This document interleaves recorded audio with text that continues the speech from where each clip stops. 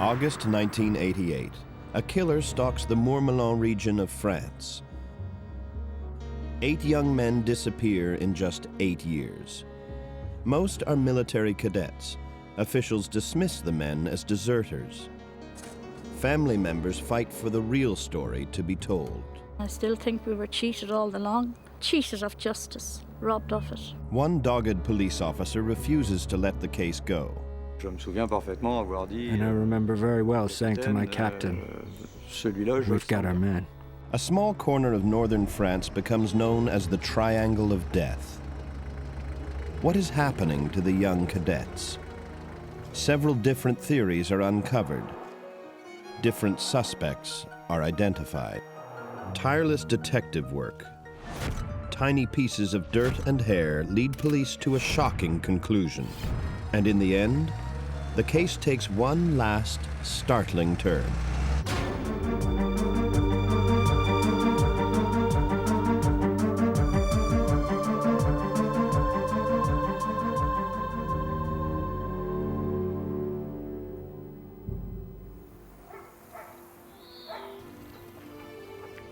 August 8th, 1987. In a quiet patch of countryside near the town of Alencourt, France, farmer Marcel Lant takes his dog for a walk.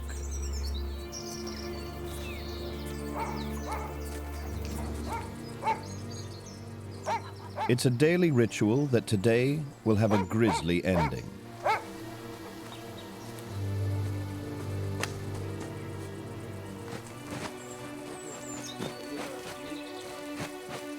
Oh mon Dieu!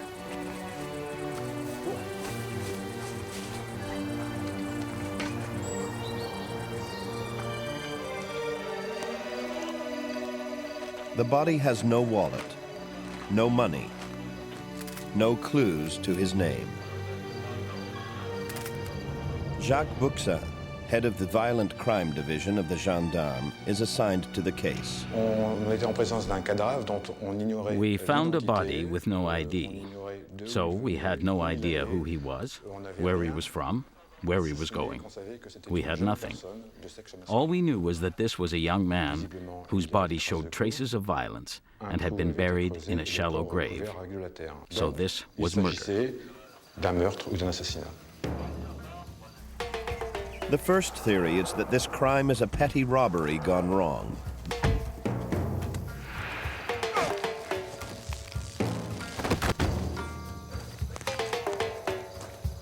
The body quickly buried to hide the evidence.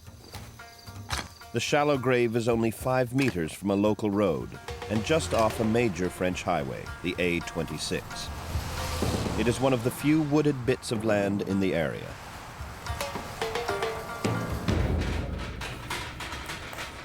The body is taken to the morgue at the nearby St. Quentin Hospital. We have a young male, Caucasian, in his late teens or early 20s.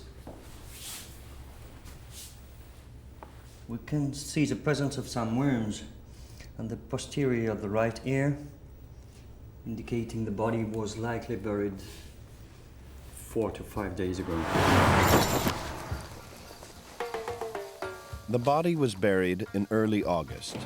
It's not badly decayed, which helps to discover how the victim died.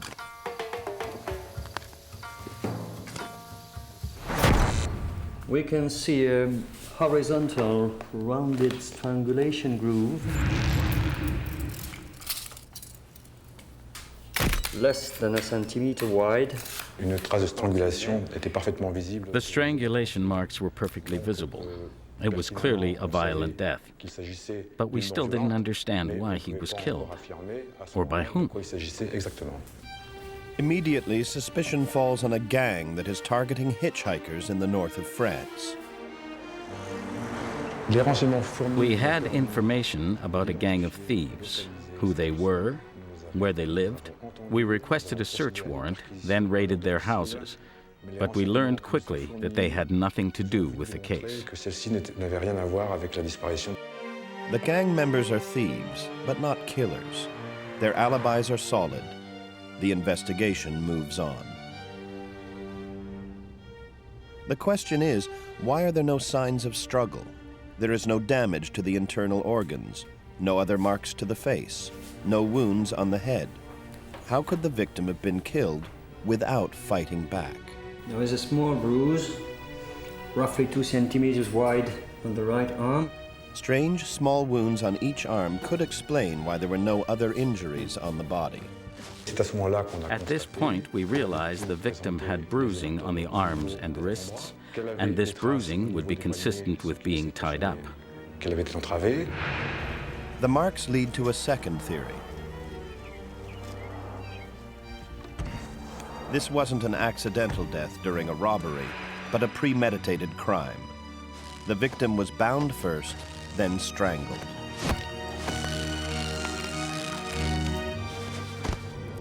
Identification of the body was of the utmost importance. Without a name, a case such as this is like looking for a needle in a haystack. Who was this man? Where was he going? Answers to these questions will help find the killer.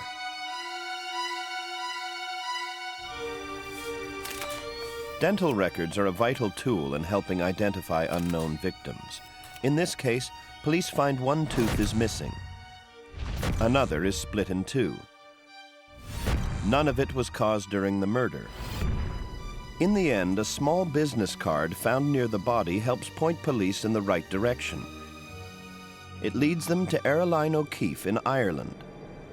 My daughter got a telephone call in her work in London to say that was her boss missing. It was her boss's business card had been found in France in a field.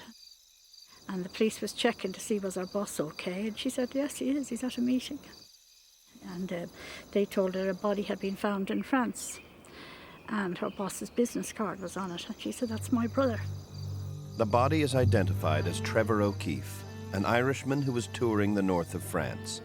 He was 3 months short of his 20th birthday. And we got there 10:30 at night, pouring rain, winter time. And we went in and we asked the police to show us the body, and we identified who we were by passports or whatever. And they showed us Trevor's runners and his watch. And they showed us the photographs where they took Trevor out of the ground by stages. But it was Trevor. O'Keefe was staying with his friends in the city of Poligny. On August 3rd, 5 days before his body was found, he told his friends he was going to hitchhike to Calais. The route he was going to take would have brought him right by St. Quentin. Buxin quickly develops a dark theory of what happened and calls in some help. Captain Joël Vaillant is the head of the Special Investigations Unit of the Gendarmerie. His mandate is to modernize the techniques of the gendarmes, the police who patrol the French countryside. In 1988, we're just at the beginning of DNA. The technology that they were beginning to use in the United States was not really being used yet in Europe.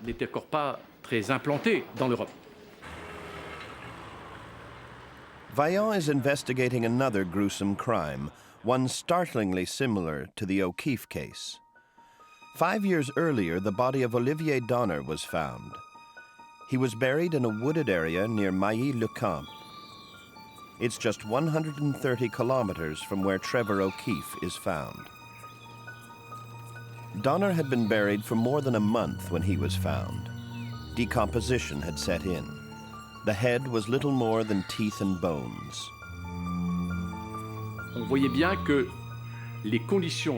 It was obvious from Donner's condition, how he was found, that this could be nothing but a criminal attack. Because his head was infested with worms and insects, there had been a lot of blood trapped there. So he died by either smothering or strangulation, one or the other. So now we have a connection with O'Keefe. It reinforces our belief that O'Keefe's death was a criminal case too. If there is a killer stalking northern France, Vaillant believes it's only a matter of time before he strikes again.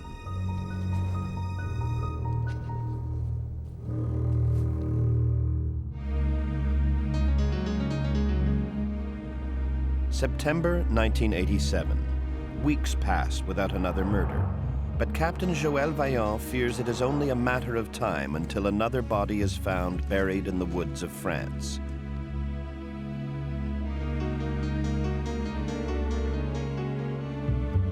Then a killer is caught in Martigny, Switzerland.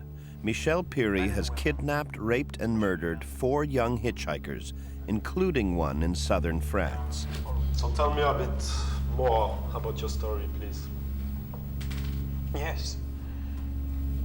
I was looking for attractive people. He's Swiss, but it's just a few hundred kilometers from the Swiss border to where O'Keefe and Donner were killed.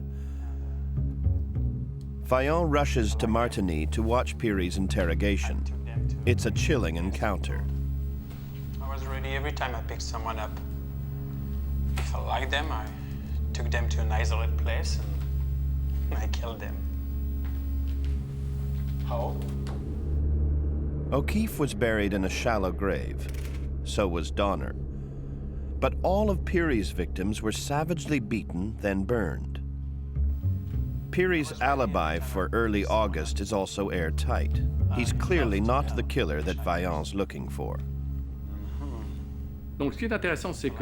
What's intriguing is when he's questioned, he's asked, "Why did you kill your victims?" And his answer is, "I didn't have any choice. I didn't want to get caught." Et donc, on se retrouvait dans la construction intellectuelle que nous étions, nous, face à un pervers sexuel. So faced with this mindset, we're clearly up against a serial killer, a sexual pervert. Based on Pirie's logic, our killer has no choice. He has to kill. In 1 year, we have 2 murders, Donner and O'Keefe. And after Pirie's interrogation, I knew I was dealing with a similar profile. Vaillant is more convinced than ever that the murders of Trevor O'Keefe and Olivier Donner are linked. And he thinks the trail of bodies is even longer. It's at this moment I find out other young men have gone missing. Young men who were in the military, who were considered deserters. I ask that we reopen all these cases, all of these men we call the disappeared of Mourmelon.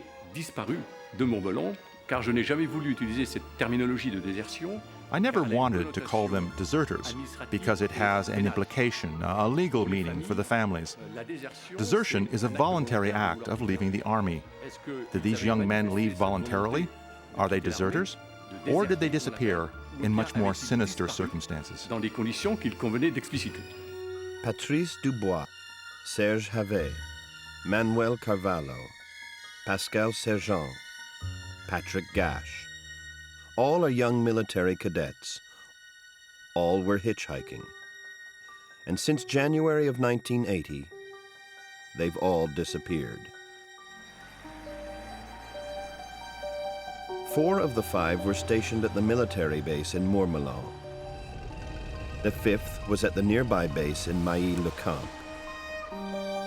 Except for Olivier Donner, none of those who have gone missing have been found.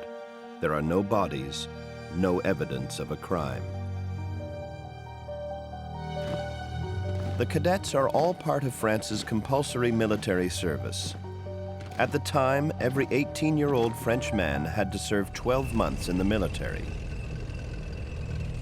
Most upper-class teenagers find a way out. But lower-class young men found themselves in bases like Mourmelon.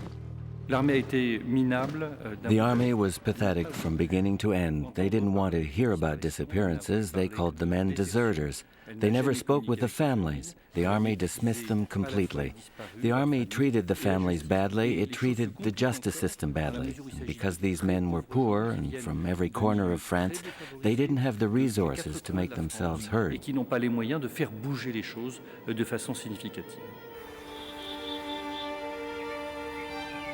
One other young man also disappears near Mourmelon, a young rocket enthusiast who was heading to the base for a demonstration. Patrice Denis disappeared in 1985. He wasn't in the military, and his family is not letting his disappearance be ignored. We spent a week where he was last seen. With friends, we beat the bushes, searching the area. And people there asked me if I knew there had been other disappearances, that cadets were missing. So then we became very worried, very concerned. And my parents began to write letters to everyone, the Minister of the Interior, the Minister of Defense, because it was so near to the base at Mourmelon. And the battle began. To the relief of the families, Vaillant pursues his theory that a serial killer is at work. He asks French psychiatrist Jean-Luc Pleuy to piece together a profile of who the killer might be. The theory was that this man was a military man and still in the service, that he had lots of frustration either before or during his career, and he was taking out this frustration through these violent acts.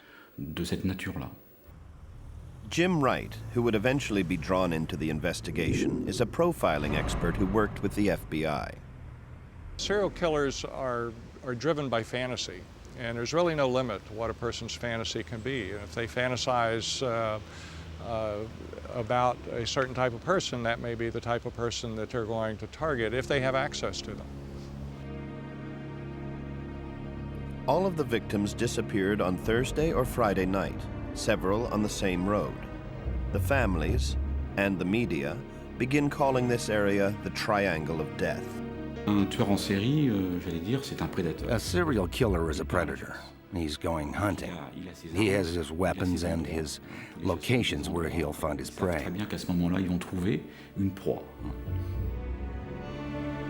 Like Patrice Denis, Trevor O'Keefe was not in the military, but he has a similar build and is a similar age to all the cadets who disappear. He also vanishes near one of the bases. Trevor O'Keefe is added to the list of victims.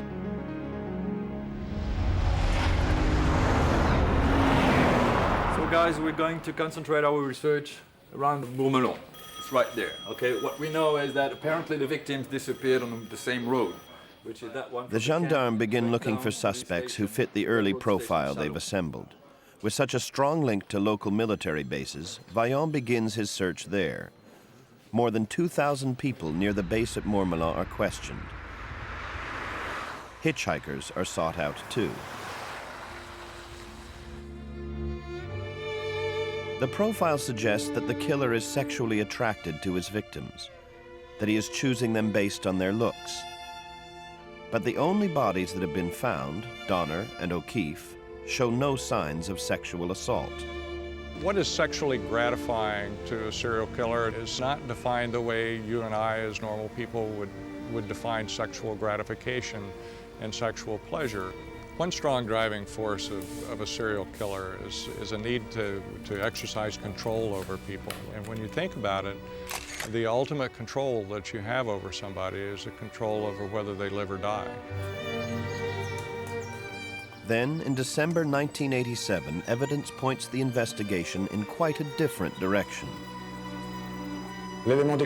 Things began moving very quickly when they found Trevor O'Keefe's knapsack in the area around Lake Dure. It's not far from Mourmelon. And that knapsack is the link, a strong link between O'Keefe and the other young men who had disappeared. And when you look at the young Irishman's physique, you realize how much he resembles a military cadet. Police show pictures of O'Keefe to people in towns nearby. Was O'Keefe driven through these towns on the last day of his life? Police investigate Jean-Pierre McNabb, a local man who had recently separated from his wife. One of the theories we worked on was to confirm the story of a woman who told us her husband had left the marital home for Poligny. We knew that Trevor O'Keefe was in Poligny. With both of them there in early August, we had to check to see if the two had crossed paths. Before he left his house, McNabb had threatened his wife. When the gendarme tracked him down, a cord was found in his car that he could not explain. Blood is also found on McNabb's shirt, blood that is the same type as that of Trevor O'Keefe. McNabb is not in the military, and there's no history of sexual violence. He certainly doesn't fit the profile the psychiatrists have put together. It leads to a new theory. Perhaps McNabb, angry and desperate over the failure of his relationship, snapped. Perhaps O'Keefe was the victim of a random act of fury and not part of a serial killer's deadly rampage. But the theory doesn't hold up for long. McNabb is eventually cleared. An innocent explanation is found for the blood on his shirt. The investigation stalls.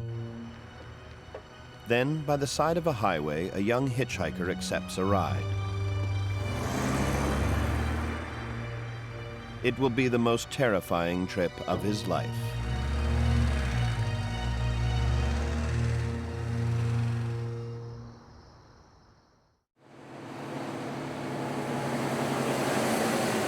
August 9th, 1988.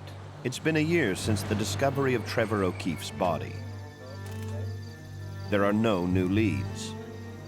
Just dread that the killer will strike again. But in the town of Mâcon, gendarme André Genet is about to make a discovery that will blow the case wide open. Donc au cours de l'après-midi, j'étais avec un jeune gendarme. That day I was with a young gendarme, just on a regular patrol.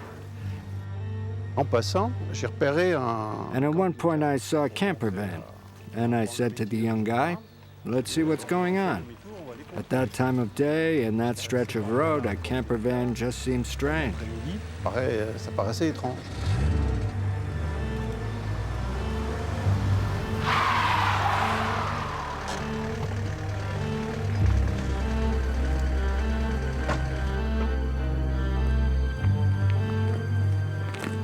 Good evening, officers. Good evening, sir. May I see your papers, please? I'm in the family as well. I'm military too. Your papers? Yes. Yes, certainly, yes. Your name? Chanal, Pierre. Date of birth? 18th November 1946, Saint-Louis. Profession? Agent chef in Fontainebleau. Driver's license, please. It's in the back. I have to get it. Okay, just a moment. Quand j'ai vu qu'il y avait une personne... I saw someone in the back, stretched out. I didn't know if these guys had knocked over a house and were just trying to lay low.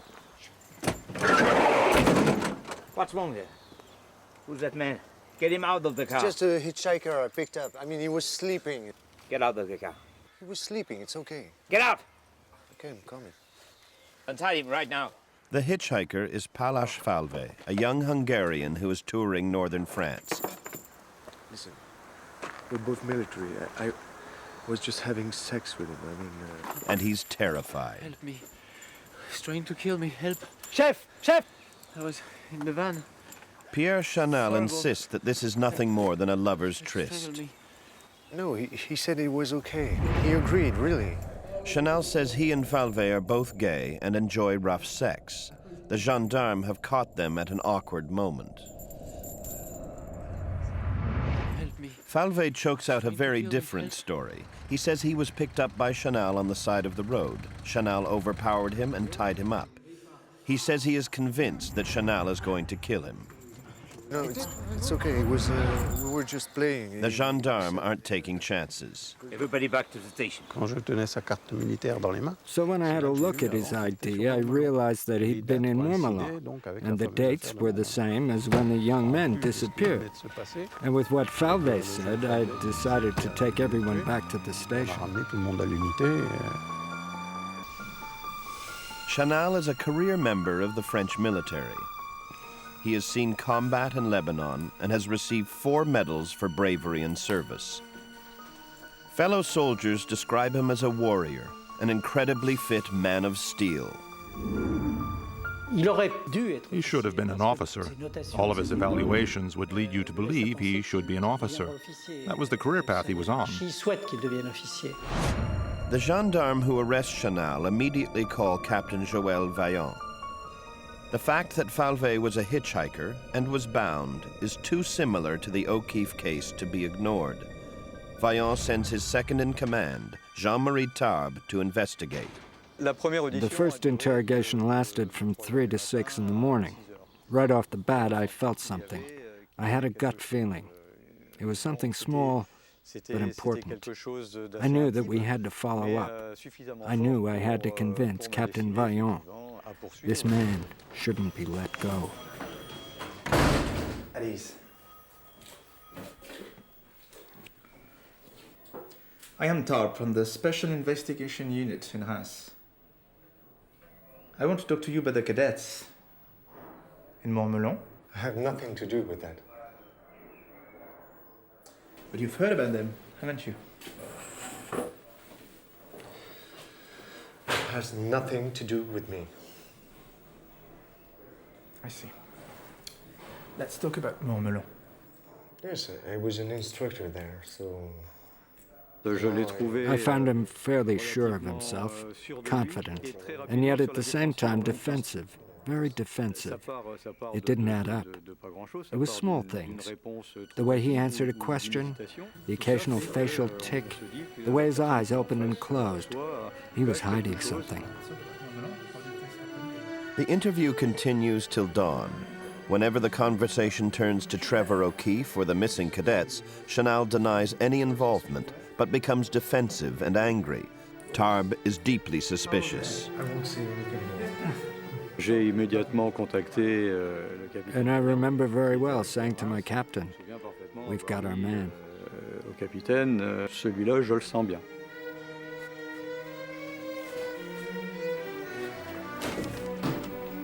Ça voulait dire que. So we had to continue the investigation, reopen it, find out his background. Who was this Pierre Chanal?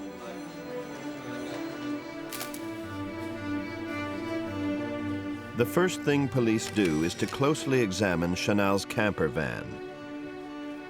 For 2 days, forensic experts comb the vehicle for any clues that might tie Chanal to the death of Trevor O'Keefe or the missing military cadets. In 1988, forensic science is still gaining acceptance in France, but Loïc Leribaud is a believer. He runs the top private forensics lab in the country. Bien sûr, je n'avais aucune idée de ce que je cherchais. I didn't know what I was looking for. Going through a car is a lot of work. This camper van was even worse. Surchargé d'objets. Donc la première approche. And it was absolutely full of stuff. So the first thing we did was take everything out of it, the sheets and the blankets. Les draps. Ensuite, j'ai fait une exploration au laser. Then I examined it with a laser to see if I could find blood or sperm. De sang ou de sperme. Aspiré. We vacuumed the entire interior. Puis à faire des prélèvements avec le tamponnoir. Et bien sûr, au fur et à mesure. And of course, everything we took was put under seal. All the evidence was put in plastic bags, which we sealed with red wax, and had a tag describing the contents. Une fiche indiquant le type d'objet qui était scellé. There is other, more obvious evidence. Several vibrators are found, an artificial vagina. In all, 70 separate items are taken into evidence, including ropes, chains, straps, and 32 pairs of men's underwear. I remember that we found a lot of underwear, and one pair in particular was English. It had a Marks & Spencer's label, and it was too small for Chanal. Par le fait qu'il était d'une taille inférieure au slip qu'utilisait Chanal. The underwear leads to the latest theory, that Trevor O'Keefe was killed by Chanal. And the Irish teenager wasn't the only one. Chanal is forced to watch as the search of his van continues. A large foam mattress is removed from the back of the van. The mattress is filthy, covered with hair. The sheets are soiled with semen. C'était en fait It was really his second home. He lived in his van. This was the most important piece of evidence we had to investigate. La pièce maîtresse à investiguer. Chanal continues to declare his innocence. Somewhere in the items collected from his van is the forensic evidence that will help clear his name or seal his fate.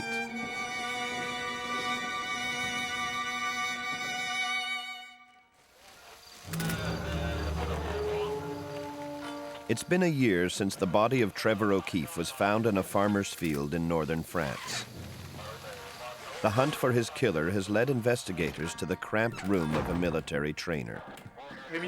Gendarmes search Pierre Chanal's barracks for proof that might connect him to O'Keefe's murder and that of several other young men.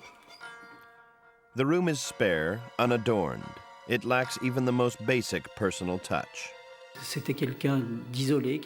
He was isolated, alone, a man who has no personal life. One feels like this was a man who wanted no contact with others. He was completely solitary, without question.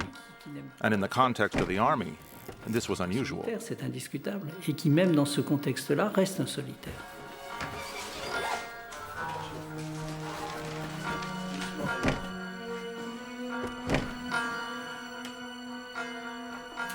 Chef, regardez.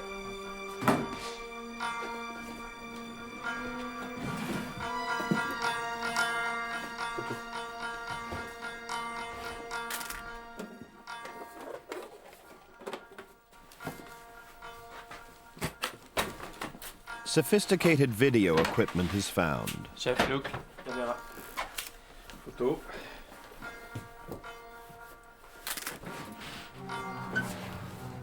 Along with some pornographic videos. Chef. En 1985, j'ai indiqué au capitaine Vaillant. In the original profile, which I assembled in 1985, I told Captain Vaillant that this killer would be gay and in the military, a career member who was looking for victims he could find easily. Vous pouvez trouver très facilement, j'allais dire, dans son régiment. One of the home movies taken from Chanal's apartment shows soldiers on maneuvers. Chanal says he shot the footage in Verdun during the first week of August. It proves he could not have killed Trevor O'Keefe. But police discover that the soldiers in the video are from a battalion that didn't go to Verdun until the 10th of August. When confronted with the lie, Chanal changes his story and says he was at his base in Fontainebleau when O'Keefe was killed. An empty checkbook found in Chanal's apartment casts doubts on that story, too.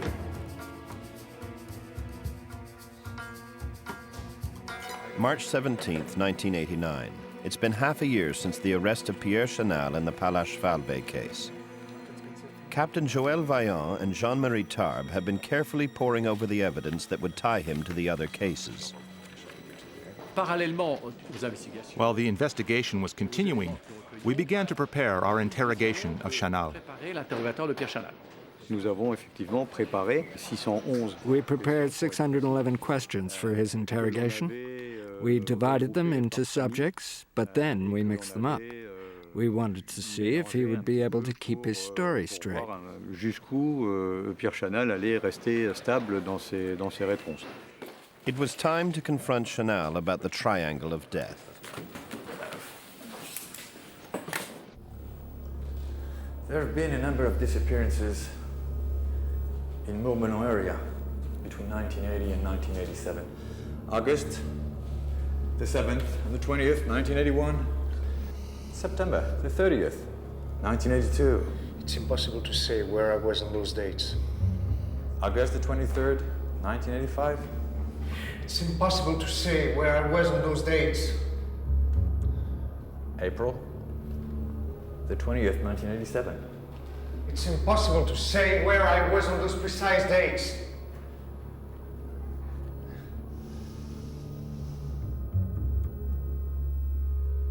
Listen, Chanal. Here's your signature on documents showing that you were on base on those days. This is your signature, right, Monsieur Chanal?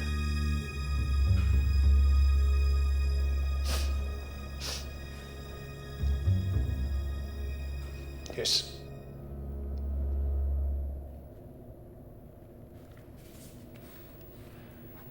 Lorsqu'on posait des questions très précises, when we asked him very specific questions, when we backed him into a corner, his facial tics acted up. He began to get very angry, threw himself down on the floor. Then he would shut down completely. Blocage. One shouldn't be really surprised when sitting down and talking to these people to see a mixture of emotions, because it may not relate so much to what's being said in the interview as it is to what's going on in their own minds. And those emotions are going to seep out.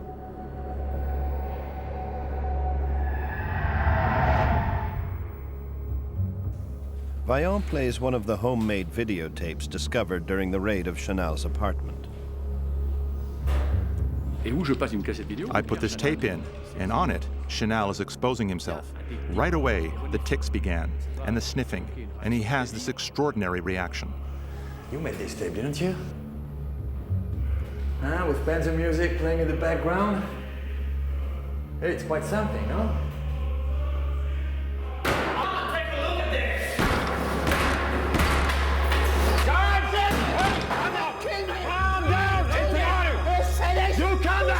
It's an order!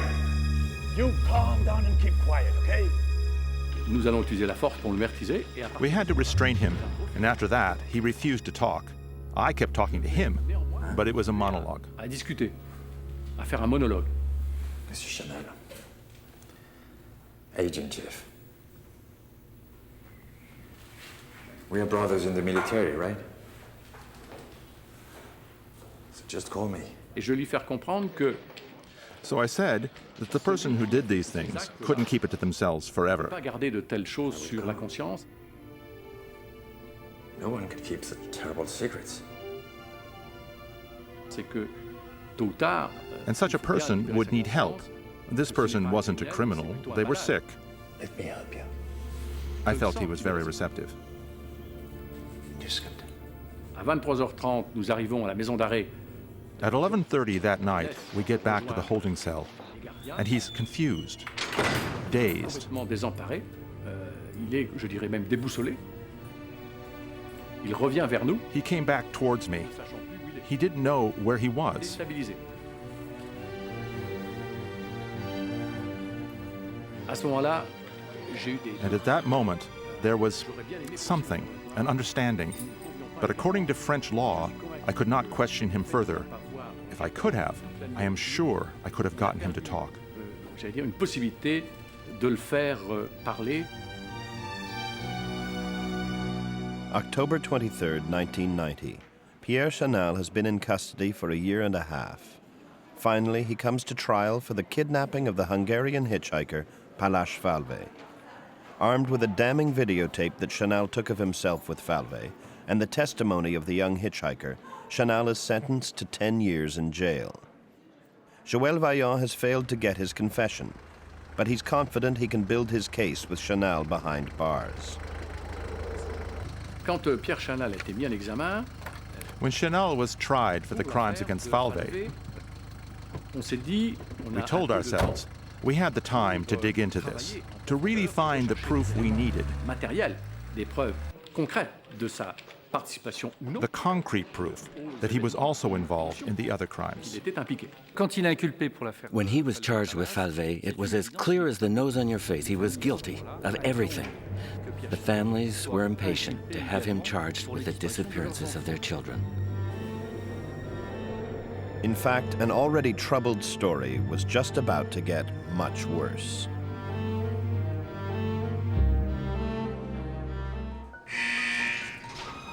June 19th, 1995. Pierre Chanal walks out of prison a free man. He has been a model prisoner. With time off for good behavior, he has served just 5 years of a 10-year sentence for kidnapping and assault. While Chanal is in prison, little progress is made on any of the evidence gathered from his van. Procedural delays and legal wrangling have stalled the investigation. The man some suspect of being a brutal serial killer responsible for the deaths of at least 8 young men faces no new charges. We just didn't have all the evidence together. We were still talking to experts, and public opinion was turning against us. We were attacked for being too slow. The families of the men who have disappeared throughout northern France are appalled. For my parents, it was a scandal, a complete injustice.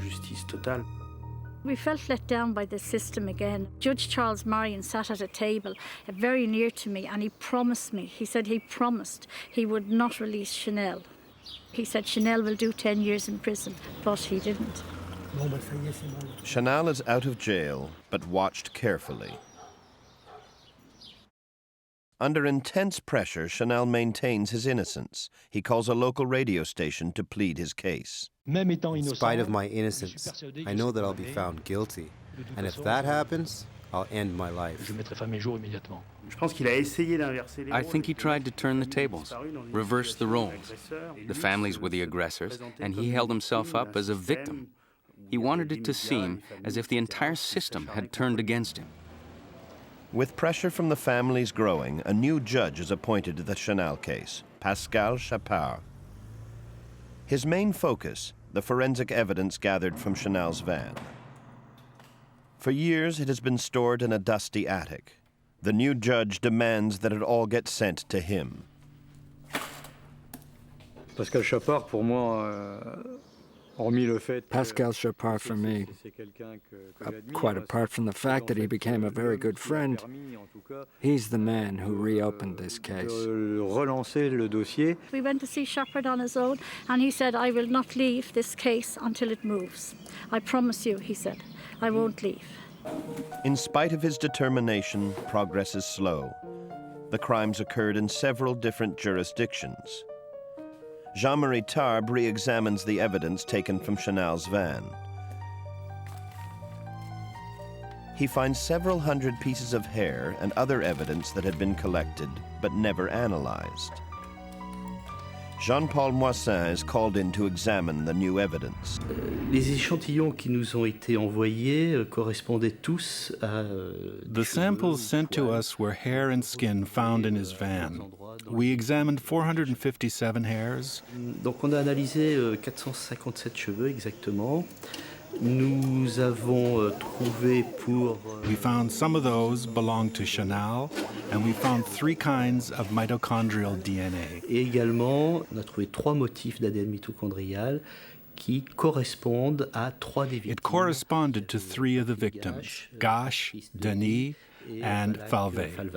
Donc la probabilité de trouver quelqu'un d'autre avec le même motif dans la population générale est de l'ordre de 0,06%. The possibility of this match with somebody in the general population is 0.06%, which is rare but not out of the question. But remember, we found 3 different sets of DNA from 3 different victims in a vehicle we suspected they had been picked up in. Suspecté d'avoir transporté ces personnes. What might be another key piece of forensic evidence has gone missing. Lot 19 has disappeared. The famous Lot 19 was the one which contained a sample of earth which came from the shovel we found in Chanal's van. And as the case was so important, I kept my own sample, saying to myself, this is significant. Le Ribot's sample from the blade of the shovel is compared with the dirt found at the shallow grave of Trevor O'Keefe. Tiny crystals in the dirt are unique to the region and are identical in both samples. I know that the shovel in Chanal's van was used to dig the grave. I'm not saying who was holding it. What I am saying is that this is the shovel that was used to bury Trevor O'Keefe. Police Captain Joël Vaillant wants more. To build his case, Vaillant consults an American expert. I went to Quantico, FBI headquarters, and talked to Jim Wright, who gave us his opinion. When they came over, I didn't speak French and they didn't speak English. We had a translator, but there was some times where we didn't need a translator because we really knew what we were saying because of that common language and the camaraderie and the brotherhood. From the information we gave him, he confirmed that we were up against a serial killer. This type of person will only stop in 2 ways. They are arrested or they will kill themselves. The gendarmes feel that they're closing in. It will take several more years, but the case of Pierre Chanal does finally make it to court. October 14th, 2003. 16 years after the body of Trevor O'Keefe was found in a shallow grave, the trial of Pierre Chanal finally begins. But Chanal is not there to hear the charges against him. He is too weak to attend the trial. A suicide attempt has landed him in hospital. And for the last 3 months, he has refused to eat. The trial will take place, even though Chanal is sent to hospital in Reims, because he was on a hunger strike.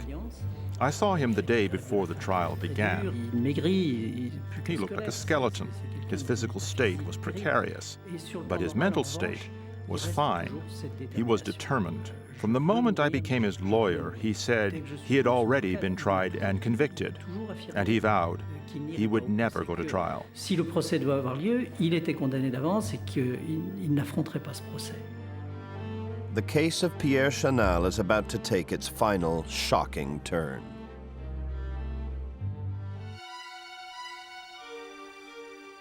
Pierre Chanal is on trial for the murder of Trevor O'Keefe and the disappearance of 2 other young men. The case rests on 3 slender pieces of hair and a pile of dirt. It's not a lot, but it's the best shot at putting a suspected serial killer behind bars. La première après-midi que le procès s'ouvre, Chanal refuse. The first afternoon of the trial, Chanal refused to be there. His lawyer was there. The trial goes forward. And for us, it was almost a miracle. We didn't think the trial would take place. And the evening after the first day, we were euphoric. Finally, we would have him in front of us. And we had heard that he had started to eat again. For us, a page had turned. This was a new chapter. Nous rentrons dans le vif du sujet. The euphoria is short-lived. The very night his trial begins, Chanal makes good on his defiant threat.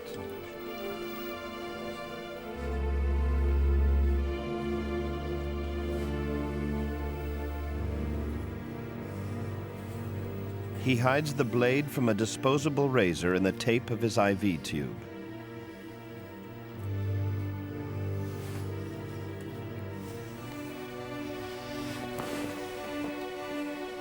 He uses it to slice into his right thigh. He severs his femoral artery.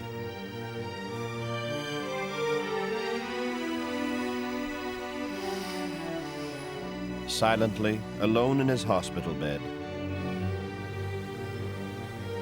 Pierre Chanal bleeds to death.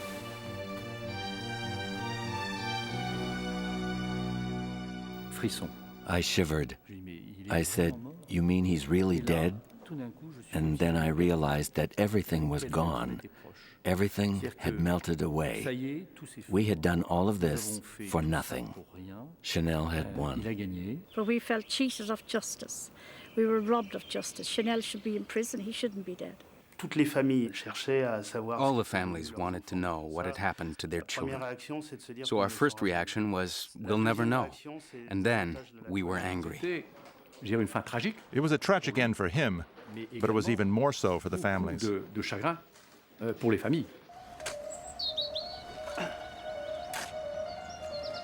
The death of Pierre Chanal ends the string of disappearances that had haunted northern France. The publicity of the trial also forces military officials to take one last look at their records. In 2004, the names of 2 other recruits who have disappeared turn up. Both Michel Giannini and Aldo Tacchini vanished in the late 1970s. Both of them were based in Val d'Honne, another camp where Chanal was an instructor. The man who stared Chanal in the face believes there are even more bodies. In the back of my mind, I know there are more victims, other hitchhikers who have disappeared. But we may never know. The families who fought for so long to get their story heard do finally win an important victory.